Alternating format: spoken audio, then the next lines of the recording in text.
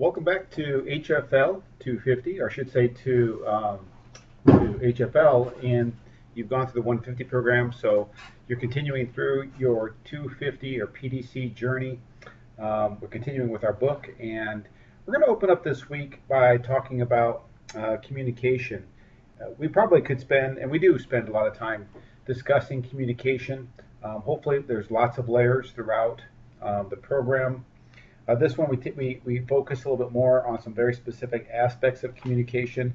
We're going to start this week with your typical syllabus quiz, and then going to go ahead and do your opening discussion board, and then we're going to dig just a little bit deeper by talking about communication planning in general, and we're going to have a little potpourri here by also talking about completion of projects and drawings just a little bit. Mixed a few things in here that kind of tie together. Communication really is talking to the right people at the right time with the right information. And if we do not communicate effectively, it can certainly be said, and I've experienced it, it can make and break a project. It's too bad that too many times, we're working really hard trying to get something done, and we're doing everything we can in light of all of our other responsibilities. But yet we're held to a very high standard when it comes to communication, and it's for good reason.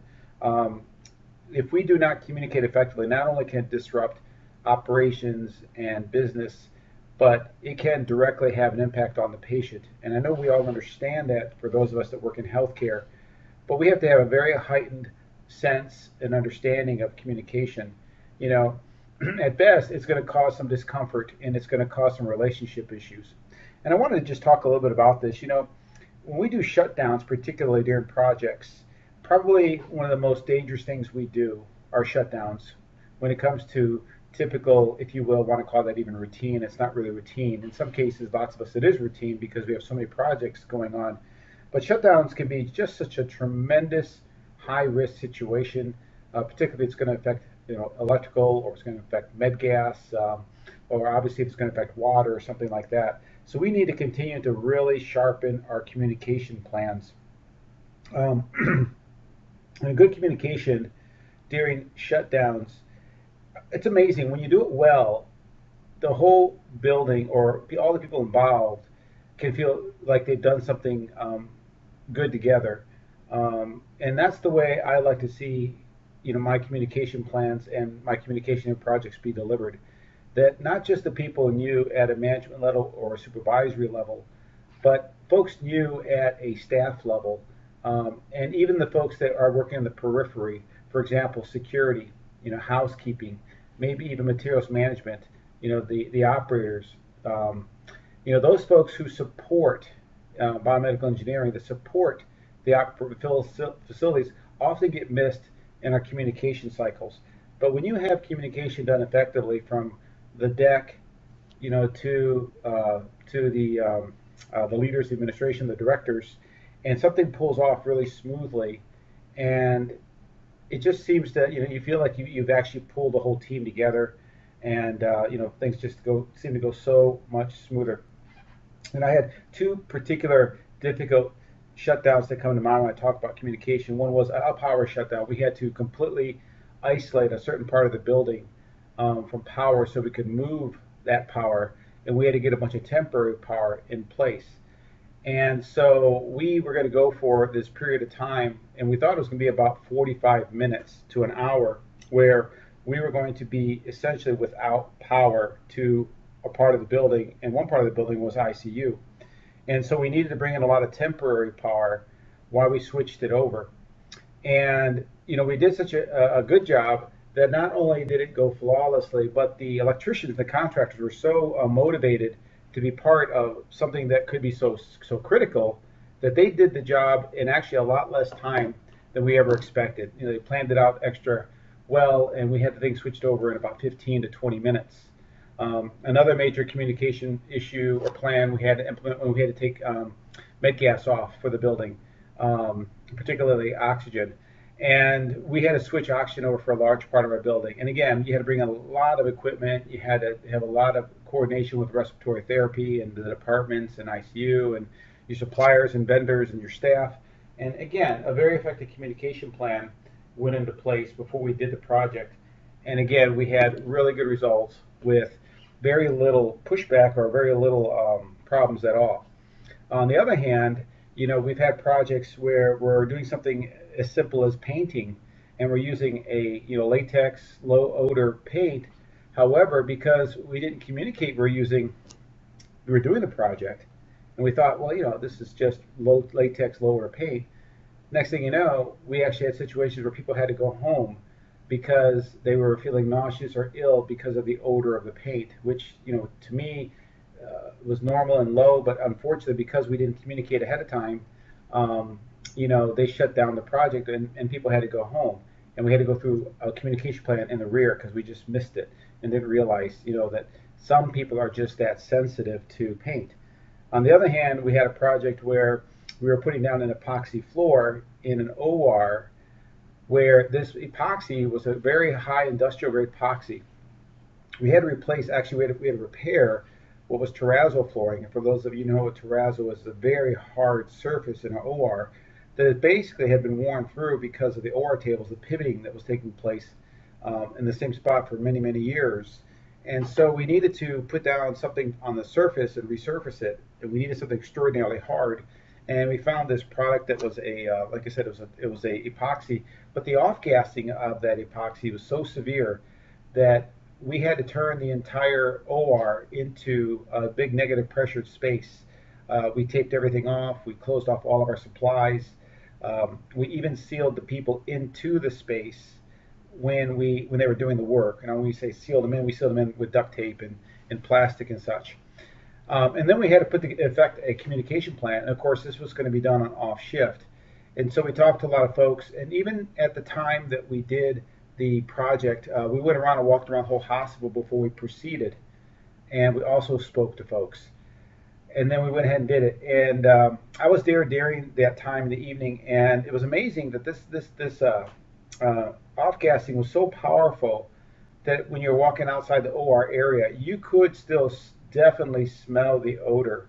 And even with all of that communication, we did still had a few people call talking about the odor and, was it a problem? The good news was, because we had communicated so effectively, the supervisors, where sometimes it caused you the most problems if they haven't been told, they ran interference for us and pretty much, told the doc or whoever else was in the building at the time that got missed that, hey, listen, we knew about this. It's going to be done. It's going to last a few hours, but it was all planned. And we really didn't have to deal with the issue at all. So it's almost like whenever you're doing anything that's going to disrupt the environment of the building, it's really important to communicate to the people that work in that area and the people that communicate to work around that area. And sometimes some support people who just like to be in the know. It's more people than we think. Something else I want to make sure I say when it talks about communication is, you really cannot trust the email system or your leadership meetings as the primary way to communicate when you're about to do something. Very often, because we're multi-shift and we have a lot of people who are floating in and out in the hospital, you have to really create a plan that says, well, you will communicate before you start the project to everybody that's in the building, even though you were told that all departments have been spoken to about the issue. It's just one of those extra things that if you just make that a habit to do it, go around before you start, let people know, you'll save yourself just so many headaches, because communication often does not get passed along. And really, when it comes to maintenance and internal work, we can get really good at communicating on large projects. We bring contractors in and we have large shutdowns or turnovers and things like that. But there is a tendency in the maintenance world that sometimes when we're doing day-to-day operations, we can miss on communication, simply from moving tiles to pounding to maybe possibly we're doing some core drilling. And one that really is a strange one that I ran into a number of times was, one of the things we run into a lot is department moves and relocations. When we do department moves and relocations, often it starts with a planning period. And administration has an idea that they want to rotate or move or relocate or domino. And candidly, probably half the time, these ideals never get executed. You do a lot of pre-planning on relocating folks. And what happens is you need to go out to those areas and you need to get kind of an assessment of, number of people, number of desks, square footages. You got to get us an assessment. And for those of us who don't have that ability to do that through the computer and through online drawings, you need to walk down there. You need to look at the spaces. And folks are real quick to pick up that when you're looking at spaces, especially folks that have been around a while, that there's something's up, and they start asking questions about, are you planning on moving them? And there'll be all these rumblings that go on throughout the hospital. Hospitals are just great for grapevine communication and rumors and things like that. And you get really, good at, walking down, looking at the room, counting floor tiles and ceiling tiles rather than pulling on a measuring tape, just so you kind of get in and get out. Even when you do those things, people will catch you and start inquiring about, what's about to happen. And in fact, chances are nothing may be about to happen. And also, many times you're told, do not discuss this with the staff because they don't want folks to get worked up about things that might be, may not actually happen. So you have to get really good at sort of, I guess, deflection, kind of just saying you're doing some planning and you're checking out some things, you're updating drawings, things like that, just to kind of keep things down to a minimum. And even then, there are times where it cycles back around, even when you use your best efforts for trying to, keep the rumors down to a minimum. But you get really good at that. You just get really good at just people asking questions, learning how to, again, it's the other side of communication. You're trying to minimize, if you will, the effect of what you're doing by shaping the communication and shaping the conversation so it doesn't cycle back up to administration and cause them all kinds of reaction. When communication goes wrong, it can really, like I said, I've had several situations where just because we missed, I think one time was core drilling, and it was one of my first experiences. We were going down near an elevator, near a shaft, which happened to be not too far from an OR, and we didn't really know the impact of that vibration was going to reach to the OR. And unfortunately, it did. And whether or not it was really affecting the operating room or not, just because a surgeon raised the issue and no one had spoken about it, we had to shut that project down immediately. Something else when it comes to communication is that folks are kind of interesting. Over my years of training folks for emergency management and safety codes and researching like that, there's this interesting concept that people only hear part of what you say. If you ever listen to overhead pages, you'll often hear them done 3 times. So they'll page a code 3 times. And there's actually a kind of a scientific reason behind that. It's been said that folks hear the first, middle, or last thing that you say, but rarely do they hear everything that you say. And all of us are just a little different based on how our brains are wired. So what we do is we tend to repeat codes 3 times for just that reason, because they might hear it at the beginning, they might hear it in the middle, they might hear it at the end. And what that really speaks to is what I said earlier, and that's layered communication. It's really important to layer your communication, find the effective layers. Now, there's a fine balance here. If you over-communicate, you do too much, people will start to tune you out. And so there really is a fine balance here. You got to find the right communication method to happen at the right time. And you got to use very effective tools. And sometimes you even have to use very specific language. Using the word emergency in a hospital doesn't mean much because we use that word emergency so often. And I actually at times adopted language such as a bona fide emergency. I would put the word bona fide, or I would use some other language that would change the conversation so people would perk up and go, oh, this is not just a regular thing, this is something extraordinary. And sometimes that's more in conversation than anything else. But we have to understand that in hospitals, we're always at a heightened level of emergency, always responding to urgencies. And so people tend to go a little bit numb when it comes to using that language. And you have to, again, be selective about that because you don't want to wear that out. I said that we're going to talk about some project completion and drawings at the end of this week's module.